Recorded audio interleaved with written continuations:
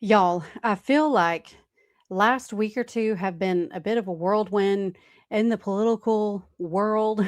Just, I feel like so much has been going on in the past 1 or 2 weeks. But today, we're only just going to be focusing on the one that I definitely have had a lot of you already coming to me asking about, and that is comments, my thoughts on the brand new 2026 food pyramid dietary guidelines that our US government has now put out. Everyone's talking about it right now. And so we're actually going to be doing a deep dive into my thoughts. I've actually taken a quite some time to gather my thoughts in regards to this, take notes, kind of things I want to talk about. And we are going to be discussing all the things in regards to the new dietary guidelines food pyramid. So, welcome back, y'all, to the Grains and Grit podcast. This is the podcast, an extension of the Grains and Grit YouTube channel. But with the podcast, this is unedited, unscripted. We just sit down and have a chat. So, this one's probably going to be a bit longer than usual because there's so much to cover.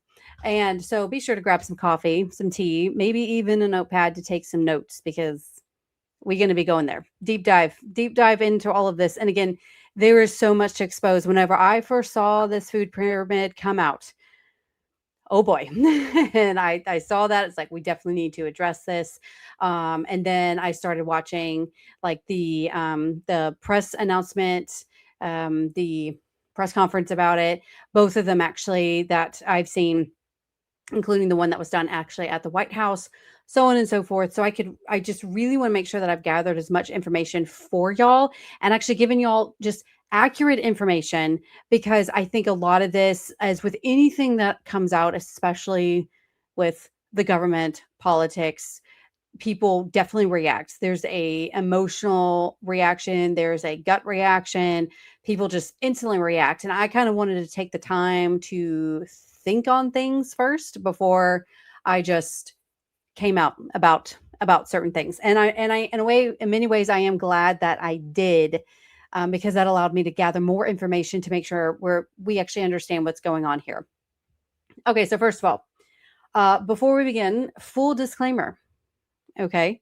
Disclaimer, y'all. Every time that, now I teach all about real whole grains, whole milling, things like that from a biblical perspective. But anytime that I dare mention anything about politics or what people deem falls under politics, I kind of get crucified a little bit. So, but I do feel people say, like, I don't want to hear about politics. This is, I come here for bread, so on and so forth. But y'all, let's be realistic. We do live in this world.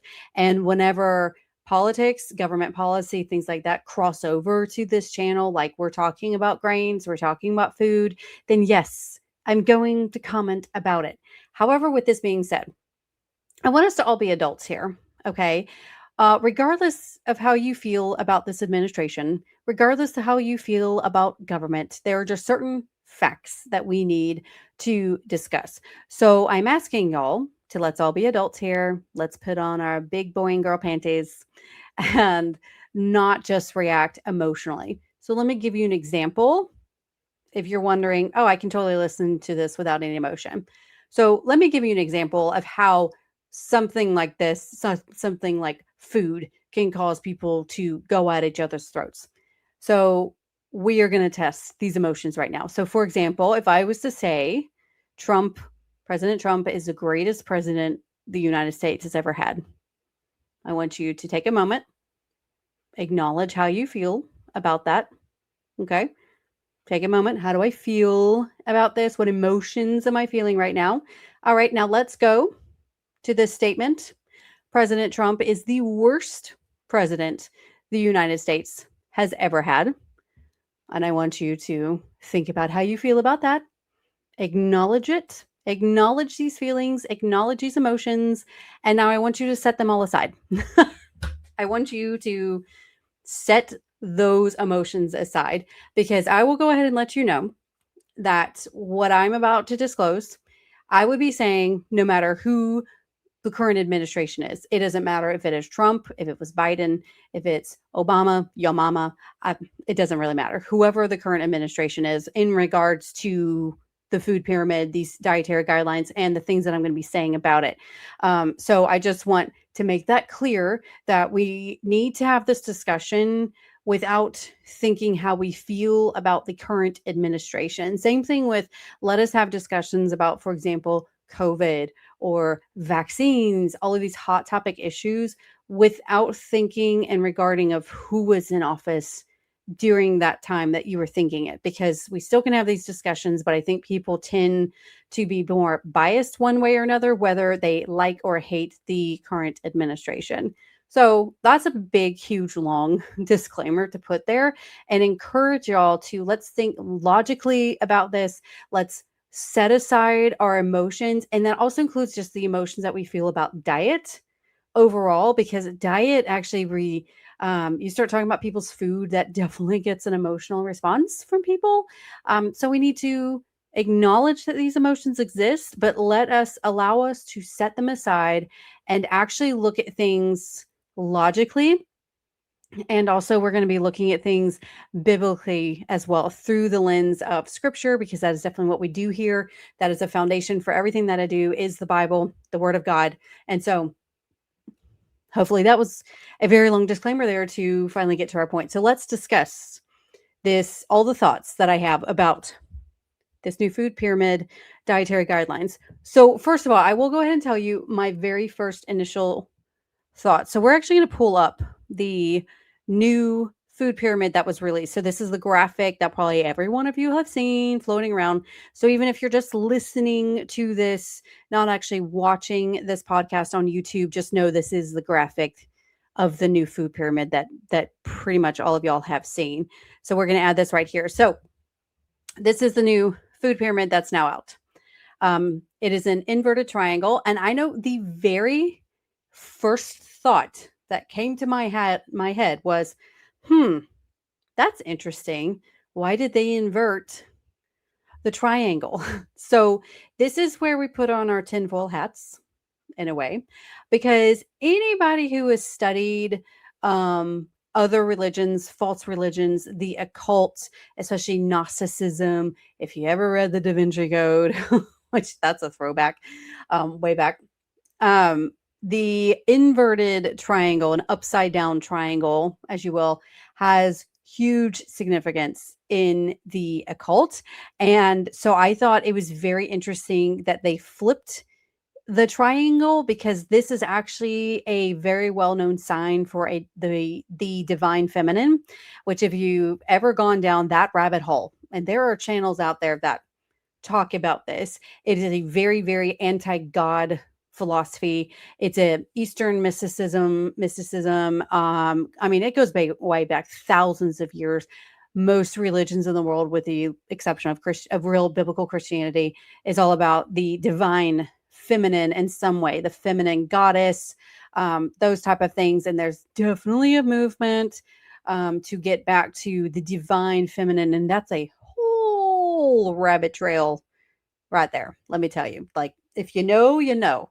And if this sounds new to you, this may be a surprise.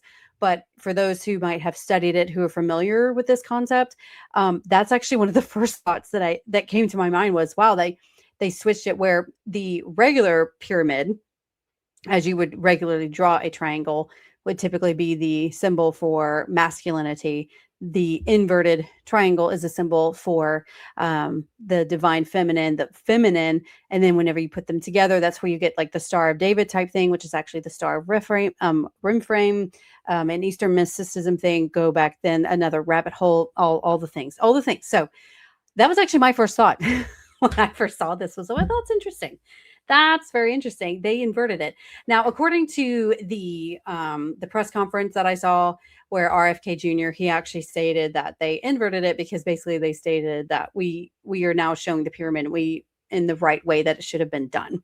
So that's the reason that they said it. But I just found it very interesting, and my tinfoil hat kind of went on there, that it was instantly a symbol for the divine feminine, ancient symbol. Anyway, so that may have surprised you that those were my first thoughts.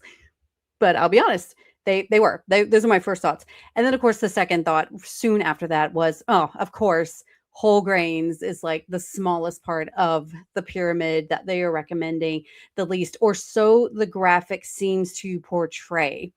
And this is where I want y'all to start actually looking into, if you haven't actually watched the press conferences that they did to release this, to talk about the new food dietary guidelines, I would encourage you to do so. The first one I watched was actually the one where they were actually with the press secretary in the White House press room, and she was introducing everyone, and they talked about it. So do you know that that one stated like it was like an hour and a half, but it was only like 30 minutes that they actually did that. And then after that, I cut off because then they were answering questions about, Venezuela and whatever else is going on with the government at that time.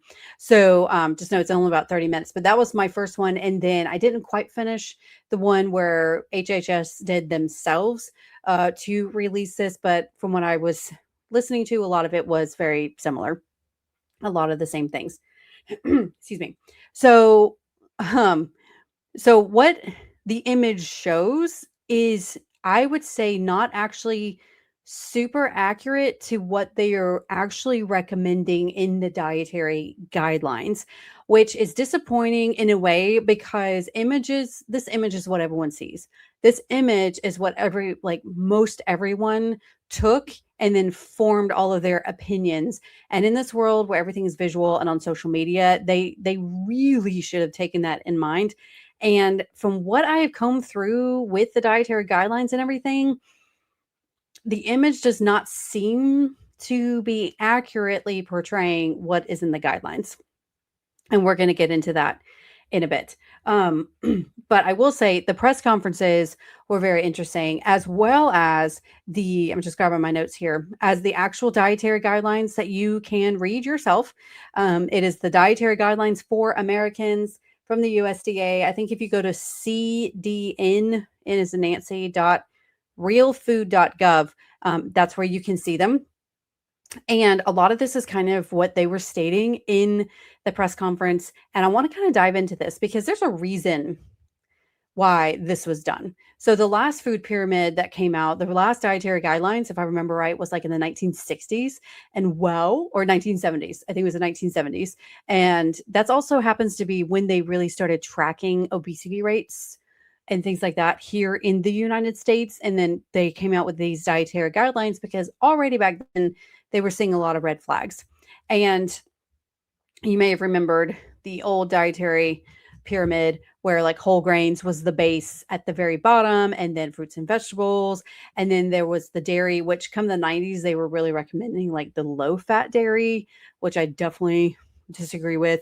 And then like meats, fish and your proteins. And then above that was then like your meat. And then at the very tip of the pyramid, smaller amounts are sugars, oils, those type of things. And so this is definitely changed. And it definitely sounded like and we obviously knew things needed to be changed. And that was really coming out in the press conference and also just in the message from RFK Jr. himself. And so much of this, I was like, yeah, this is so true. I think regardless of where you stand politically, I think we can all agree the health of this country is not that great. And they were coming out they stated that more than 70% of American adults are overweight or obese, which is a lot. Nearly 1 in 3 American adolescents between the ages of 12 and 17 has pre-diabetes. And they were coming out with all of these statistics that were quite alarming. One of them they said is for children, about up to 60% of their diet is processed foods. 60% of a child's diet being up to that in processed foods.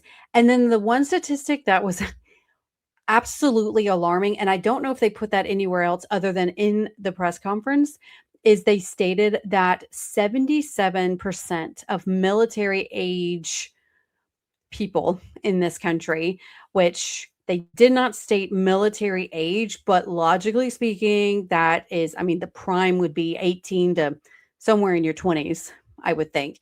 But bottom line is I got the impression those who would be drafted the age that would be drafted if a draft ever happened, 77% of them are unfit for military service due to health issues, their weight, their diet, things like that. And they pointed out that if you really wanted to invade America, get the people sick where they were unfit for combat duty. And when I heard that, knowing that 77% of those who were of the age to, if we were invaded and would be called up to fight, or at least the optimal age to fight and defend this country, the fact that over most of them are unable to do so, that's not good. And not just from a defense standpoint, just knowing that it's that many people that are supposed to be in the prime of their life,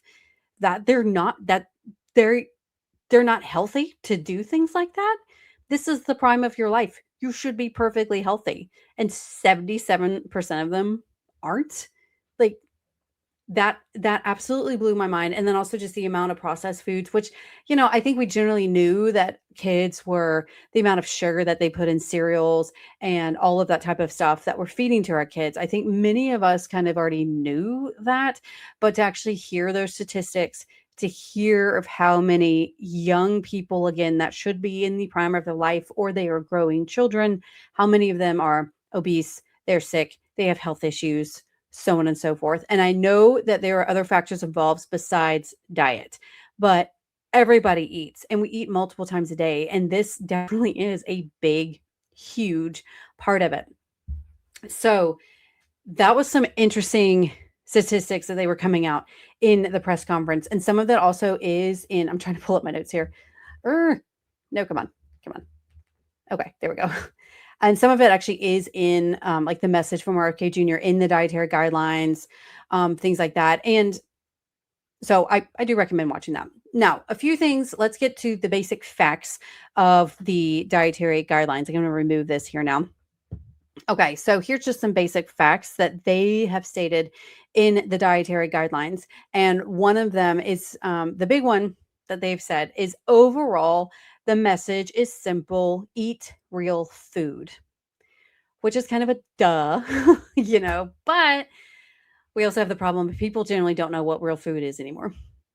I mean, we have so many food-like products out there. And y'all, I just talk about bread, and just bread-like products alone is insane of how much of the market that actually takes. So that is overall what they are getting across with these new dietary guidelines, is just eat real food. It's simple. Eat real food. And I also say that as well. So does Annette Reader with Biblical Nutritionist, as far as what should we be eating, especially as Christians, the 3 principles of healthy living. This is in Dr. Rex Russell's book, the biblical, I'm blanking. Hold on. I have it here. The Dr. Rex Russell's What the Bible Says About Healthy Living. There you go. 3 main principles. 1 is eat the foods that God has given us for food. 2, eat it as close to the way as God gave it to us as food as possible. And number 3, don't let anything become an addiction, because addictions mean that you place something over the Lord, which we should not be doing as Christians. And it's kind of really that simple. The Bible has been saying that all along, but we sometimes need to be reminded. However, the problem is, again, is that we don't know what real food is anymore, and people kind of need to be reminded. Okay, so, and the point of this, and also other things that they were saying, oh my word, I didn't even write these down.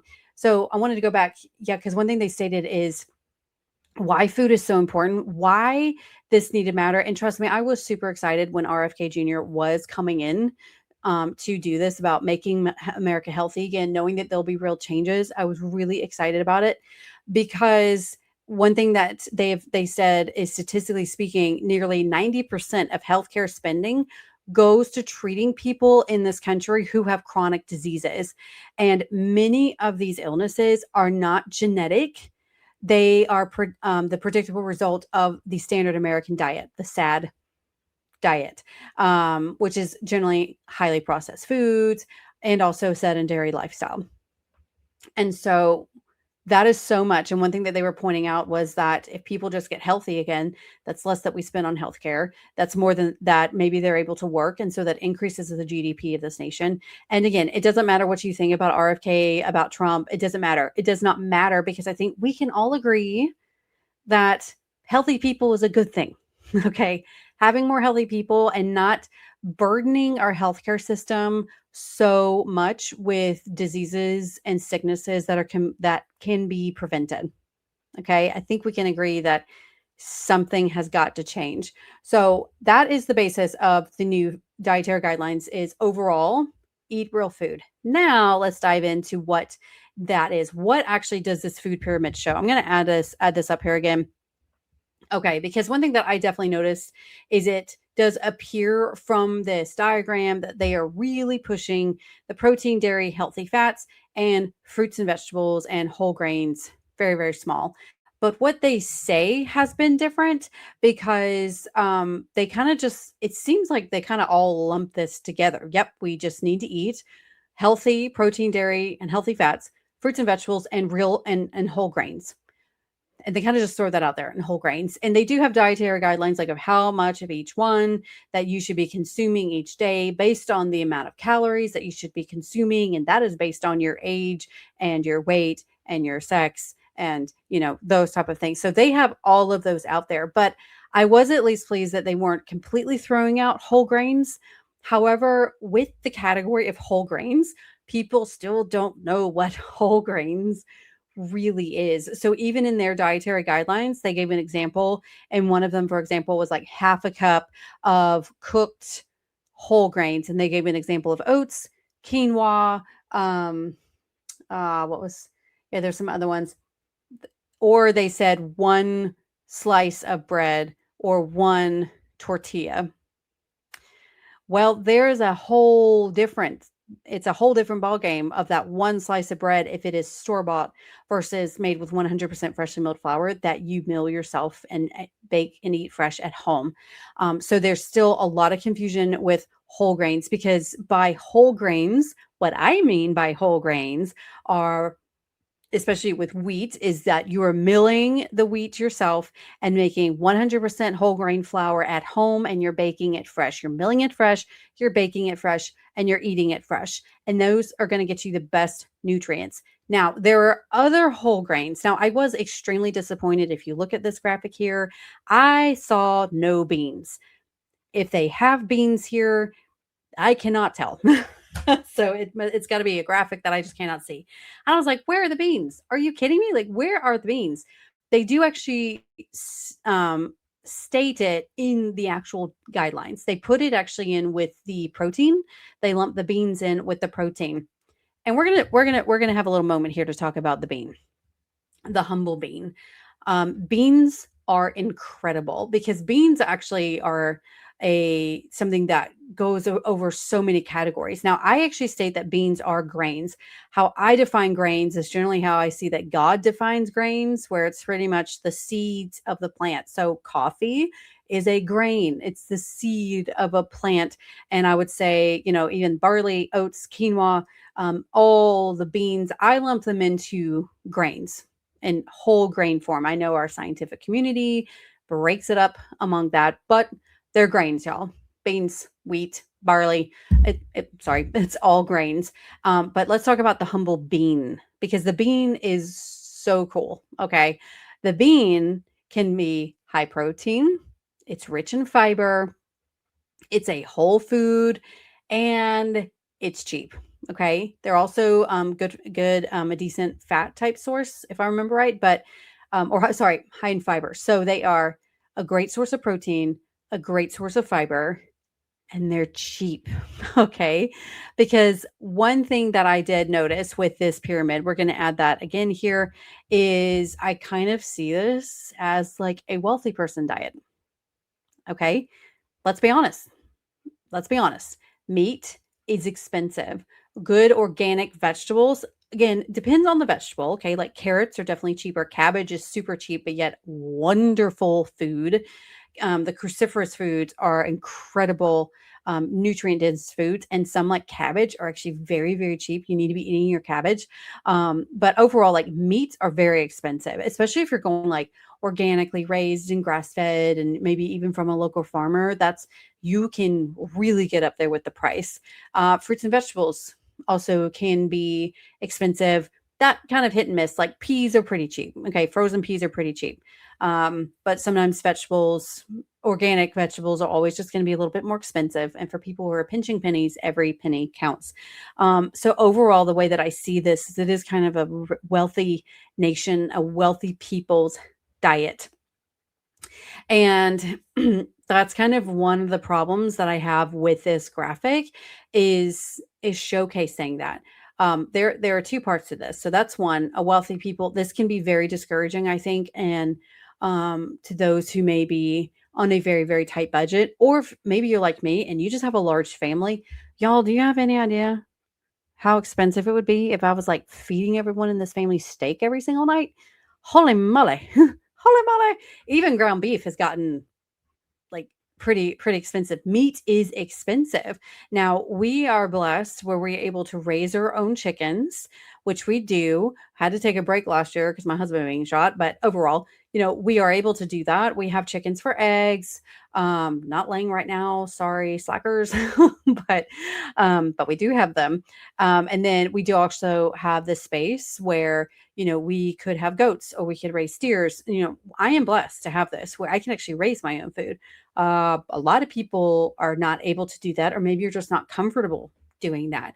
Well, buying these by the cuts, I mean, this can be really expensive. Or fish. I'm in Florida, y'all. I can get fresh fish here. How much does it cost to get fish? And if you're landlocked, like if you're in Missouri or something, my word. I mean, I guess you're looking at your lakes and rivers for that, not really saltwater fish, but all of this can be very, very expensive. Very, very expensive. Now, of course, if you can raise your own, do it. If you can grow your own vegetables, do it. Okay. Do something. You can certainly do something to help your budget. But the fact is that for thousands of years, even people who were farming, okay, grains have always been what sustained humanity. And they actually talked about that in their press conference. They were saying how the old food dietary guidelines was about making sure that people aren't starving. And now we're going beyond starving because we don't want to just not be starving. We want to be thriving. And I get that, except grains have still been a staple food, no matter the wealth of a country, for thousands of years. Jesus said that he is the bread of life. Of all the foods that he picked, Jesus said he was the bread of life. So many times throughout scripture, you actually see the pairing of like bread and a meat. And God constantly was feeding people with bread, with meat, with bread and meat. And we're going to get to why this is also a staple thing in a bit. But that is the thing, is like you look at this and it is a wealthy people diet. Grains, yeah, they're cheap. And they kind of took a swipe at that, saying like we've just been feeding people cheap food. And I think they were mainly talking about the highly processed food because unfortunately the junk, the food like products tends to be the cheaper of the quote food that you find in the grocery stores. But but just because it's cheap does not mean it's bad. Brown rice is cheap. Dried beans are cheap, but they are very nutritious and very good for you. They fill up bellies, they have fiber, they contain a lot of nutrients. Y'all, wheat, even buying the wheat berries and milling it myself, baking bread, even doing that at home, so cheap. And another thing that they did not mention is whole grains, especially wheat. And by wheat, I mean the whole wheat berry, milling it yourself, baking it fresh, milling it fresh at home. That is one of the most nutrient dense foods on the planet. Wheat alone contains 40 out of 44 essential nutrients. Meat does not do that. I just did a quick Google search. So let's just do essential nutrients in beef. Okay, so essential nutrients in beef, it of course is high protein. Let me see here. Oh yeah, I said I need to say how many. How many essential nutrients are in beef. So we're just going to good old Google here, and it says beef contains 10 essential nutrients in a standard 3-ounce serving, including high quality protein, zinc, iron, several blah, blah, blah, blah, blah. 10 in beef. Wheat, 40 out of 44 essential nutrients. Okay, let's just gonna let that sink in. I want you to think about this. So they're pushing meat. Again, excellent source of protein. You know, if you want to eat smaller amounts and get high bits of protein, animal products definitely do that. However, not the most nutrient dense food, less bang for your buck. As you will, 40 out of 44 essential nutrients is in wheat. And you only get those. You only get those if you mill the grains yourself, or you have the wheat berries and you boil them, something like that. You consume them whole. Okay. That's the only way you're going to get it, is to do it yourself, because you can't get it in the store. You can't find that in the store. But wheat, 40 out of 44 essential nutrients needed for life, compared to 10 in beef. Let's just on a whim here. Let's check chicken. So essential nutrients in chicken. Okay, they just say it doesn't tell me exactly how many. But yeah, it's probably about the same, because they talk about several. Okay, it is a high quality protein. It has all nine essential amino acids, several B vitamins, and then other minerals, selenium, phosphorus, Okay, so it looks like roughly about the same with beef. So grains, they are cheaper. They, so long as you do it right, they are cheaper, but get the brown rice, not the white rice. Get quinoa as a whole grain, wheat as a whole grain, barley as a whole grain, all of these type of grains that you can find, but you just need to get them whole. And that's where you're going to get more bang for your buck. And good news is beans is actually very great as well. And you can find those in the store. So that's the thing, is I was seeing like, oh my word, if you only knew, like, don't you know, like, the importance of whole grains, and also whole grains has the fiber that we need. Now, vegetables also have that as well. Fruit and vegetables also have that, but there are two different types of fiber. You have soluble and you have insoluble. And they do two different things. So it's kind of basically you have one that bulks up your stool. It gets it nice and thick, and that allows it to scrape the colon and kind of clean out your colon as it's exiting and everything. And then the other one also just helps you to stay full longer. So you eat less because you're satisfied. So fiber is very important. And it's funny how everyone these days, I probably need to do another video or podcast about this, because everyone talks about how we need more protein. We need more protein. You know what we're really deficient in? We're only we're only 5% of Americans actually get the amount needed. Fiber. Okay, everyone is stuck with protein, and I'm not knocking protein. Protein is important. But to get like 100 grams of protein, have you ever actually tracked that? It's hard. It's kind of hard to get up to 100 grams of protein. Like, you really have to think about it. You really have to, really calculate that and watch that to get to 100 grams of protein. And in my philosophy, if you really have to pay attention to it, and if to track it, maybe God didn't intend for us to get that much at all times. I could be wrong, but I just see it where, like, if it's so hard where we have to track it, and God didn't tell us of how much protein certain things are. Nothing came with food labels. Okay. God did not put food labels on anything. And for it to take that much effort to get to that much protein that they were recommending, excuse me, it kind of just makes me wonder, are we supposed to have that much? Okay. As opposed to whole grains. Do you know how easy it is to get your fiber? Sorry, I have like a hair in my mouth all of a sudden. Hold on. Do you know how easy it is to get your fiber if you are having whole grains? Pretty easy. Okay. Because real whole grains are a power punch with fiber. And if you're just basically consuming whole grains at every meal, you're probably going to be just fine. Okay. With hitting your fiber. Even for me, I may not necessarily have my grains at every single meal, but I get them at least 2 out of 3 meals. And all I can say is my digestion is fine. Okay. And nobody in this family is constipated or having any digestive issues. So I'm just saying. And I don't track the fiber.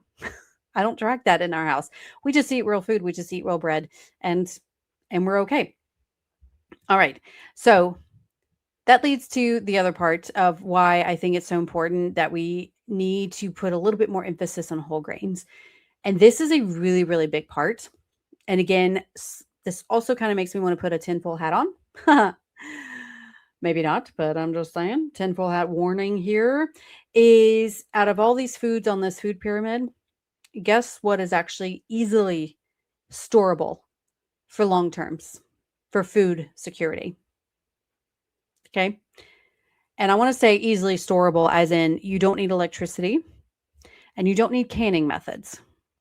Guess which of these foods are actually very easy to store with very little effort? You guessed it. Whole grains. Whole grains, y'all. So if you look in scripture in Joseph, in the story of Joseph in the book of Genesis, it was grains that he stored up for 7 years, for the long years of famine. It was not meat, it wasn't vegetables.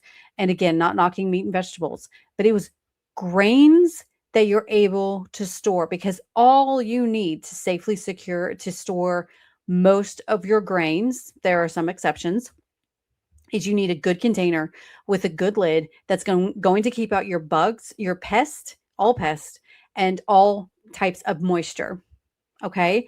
So most of the time, this just looks like you grab some wheat berries and you dump it into a bucket and you put it on there with a very good lid and boom, done. Okay. And you can open up that bucket about 20 years from now and it's still fine. Y'all, I store my grains here in Florida where it gets extremely hot, extremely humid, and my grains are out in buckets in an uninsulated shed. No air conditioning, nothing like that. And they are just fine and they hold their nutrition just fine. I could plant them 20 years from now and they plant just fine. You just got to keep the enemies away, which is your pests and your moisture, and grains store beautifully. Now, I will say this about beans. If you do store dried beans for that long, they store well, but I've just noticed older beans, they're going to take longer to cook. Just a little fun fact there. Fun little tip. Freebie tip today about the beans. So your dried beans store well, but I've just noticed older beans, they just take that longer. So I find that very interesting that here they are, our government is pushing this type of diet that requires more money to spend on food, which I do believe that Americans actually should be increasing their grocery budget and actually focus more on food and less on other things. I do think we should prioritize that. However, okay, that's beside the point.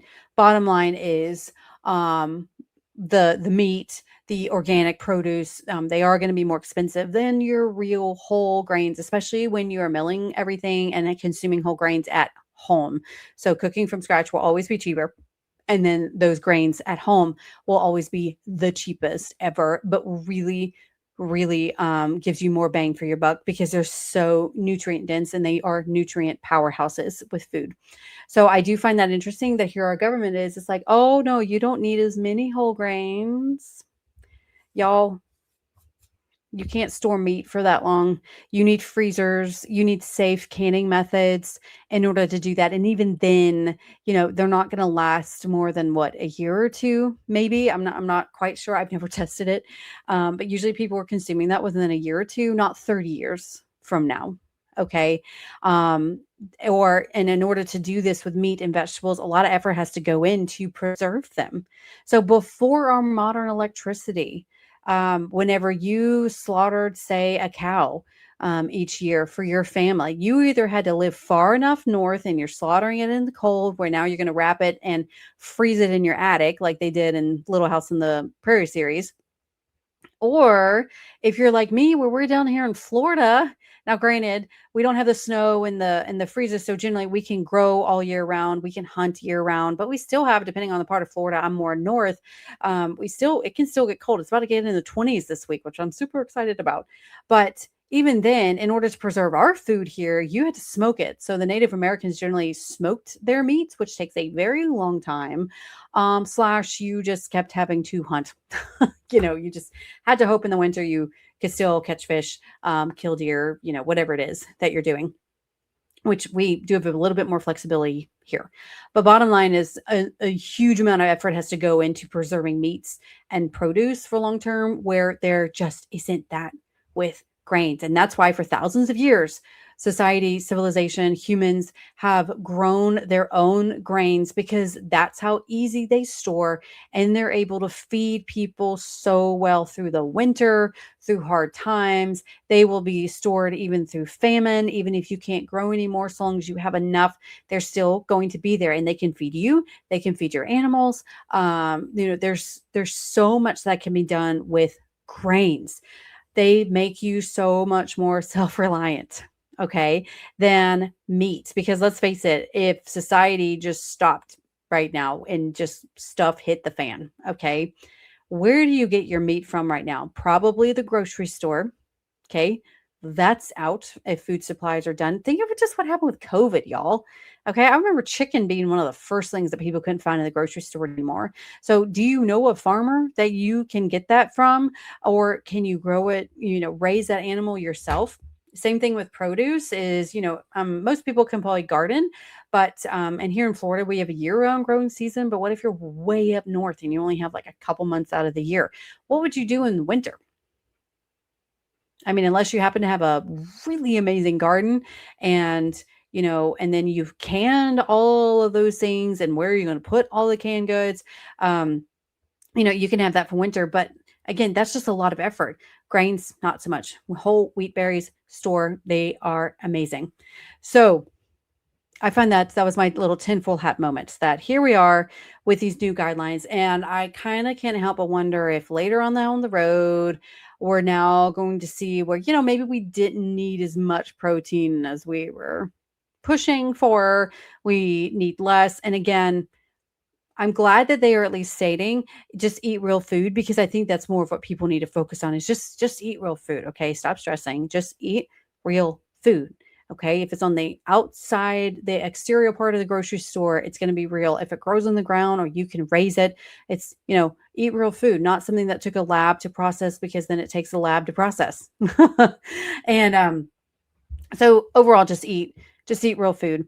Again, grains are those complex carbs. So again, they're throwing out a lot of the foods that I agree need to be thrown out. Margarine, ugh, for the love of all that is good, stop eating margarine. Okay, margarine tastes horrible and it's just so bad. It's a chemical.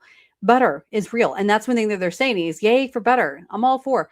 Olive oil is great. Not vegetable oils that contain genetically modified ingredients. So these things I definitely agree with, but I feel like just once again with grains, you're like, okay, you say eat more whole grains, but most people still don't know what that is. And also just knowing that whole grains are complex carbs, not the highly refined carbs. So they're going to be less likely to spike your blood sugar and all of that. So overall, these are kind of my thoughts with the food pyramid. Now, other thoughts that I so far have yet to see them talk about, except just maybe in a blurb here and there. And I guess because in fairness, this is mainly focused on the diet, the dietary guidelines. But a huge part of this is overall as a society, we just need to also move more. We predominantly live sedentary lifestyles now, and we just don't move the way that I believe God intended us to move every single day. Now, don't get me wrong. I am so thankful that we have washing machines and I'm not having to do that by hand. Same thing for as much as I love drying on a line, when you have as many clothes as I have that I have to wash, it is far easier to just throw those bad boys into a dryer. So I am grateful in many ways for our modern technology. Oh, electric grain mills. Praise the Lord for the electric grain mills. So I'm glad for the convenience, but that does come at a cost. It is less movement that we are doing, especially as women. Think of all the effort that it took to run a house, like gardening and doing all of these things by hand. That's a lot of movement. It burns a lot of calories, but it also keeps your body limber and in much better shape. Same thing for men. If you were if you are more in a manual labor as opposed to someone who sits at a desk. So these are things that I think a lot of people, we now spend more time in the front of the TV or doom scrolling on our phones, or you sit at a desk all day under like fluorescent lighting, and I'm so sorry if you do, but so we're now more sedentary than ever, and so I think we need to make more conscious decisions to move throughout the day. And yes, definitely, exercise, 4 or 5, whatever times a week, but just find ways to move more. Even like, you're waiting for water to boil for your tea or whatever. Sit there and just, stand there and do some squats. Do something to just get those extra movements in. I know for my husband, before he was shot and must left him paralyzed, it was astounding how much food he could eat and not gain weight. But he was actually quite active, but he was not a gym rat. And he did not necessarily, have a full manual labor type career, but he definitely did a lot around the house. He loves to build. And so he would build decks and fences, and he built our barns and fences and sheds and, all of these things. And all of this movement, he just really liked to just get out. He even did a trail around our property, and he just liked to get out and walk that trail. It was a good prayer walk time for him, and just all of these ways that he was just moving his body throughout the day. Even though he never really worked out, he did a little bit, for like his arms, things like that. But overall, he just moved in very natural ways, and also ways that he enjoyed. And so even if that just means a 10-minute walk after a meal, I've actually been hearing this lately where you tie something to something you're already doing. So for example, you're already eating every day. Well, how about after you eat, go on like a 5 or 10 minute walk. You're not committing to like an hour, something huge. And even if it's just like around your living room or around your house, something like that, just go on like a 5 or 10 minute walk after a meal. Just commit, okay, I'm already eating. So after I get done, 5 or 10 minutes, let's just take a quick walk. That actually shows that it helps digestion, but it's also just extra movement that you can do. And so this is something that I wish they talked about, and maybe they will later on, the importance of moving more. And you don't need a gym membership for it.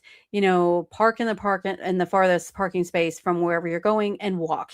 All of these type of things. We just need to move more, because on top of diet that I also see people where they are having issues because they just didn't move enough.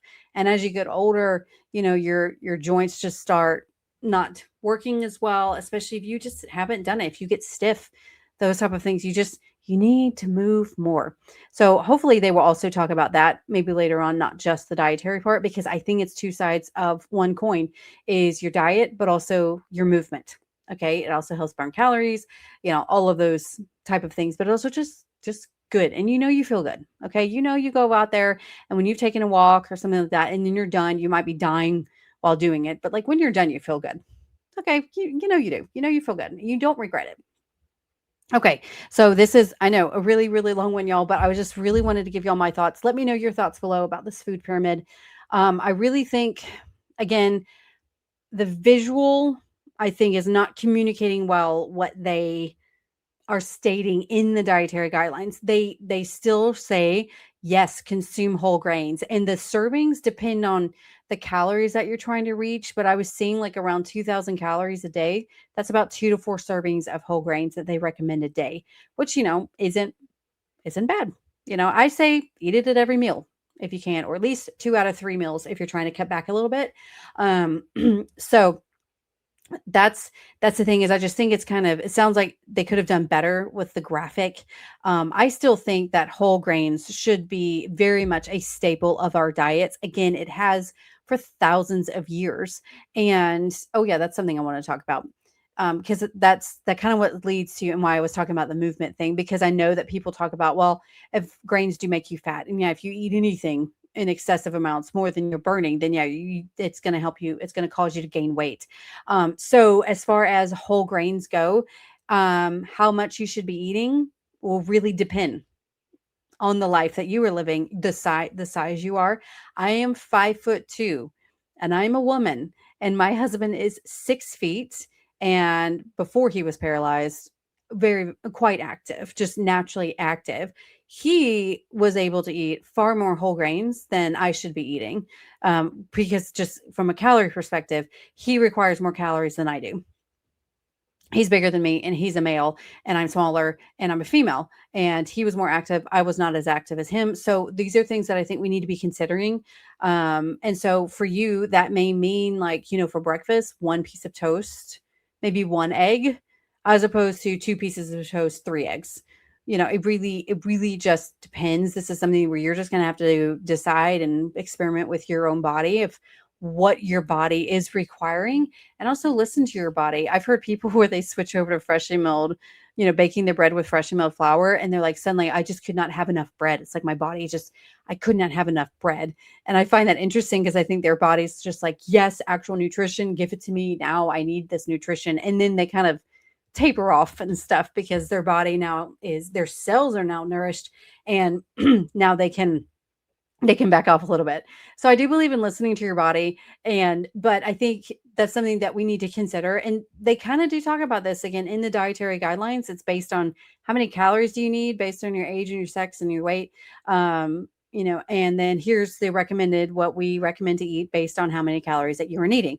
So they kind of get into that, but I just kind of want to give you all example of something to consider. So ladies, if you have a husband who's able to throw back bread like nobody's business without gaining weight, and you like look at bread and I feel you, I understand, but men have different needs than we do as women, and it will depend, like, are you pregnant, are you fertility age, are you in menopause, are you, a lot goes on with women, and men are just ridiculously simple. It's just not fair. But bottom line is just eat real food, y'all. That overall is the message that they are getting across, is eating real food. And as Bible believing Christians, I believe that we need to go back to scripture to know exactly what that is. The Bible has been telling us all along, this is what I gave you for food. God said, this is what I gave you for food. Now just eat it. Okay, eat it and you'll be fine. So that's my thoughts, y'all. I would love to hear your thoughts below. And again, I know that this is a longer one, but thank you so much for if you did manage to listen to this entire podcast. But again, there was just a lot to unpack with this new food pyramid, new dietary guidelines. I will be interested to see what else is coming out from RFK Jr. and his team. I'm just glad that we're now having these conversations. Like the fact that people are now talking about this, that we can talk to our doctors about this and other things, like, we're actually can talk about things like vaccines with doctors and not be completely crucified.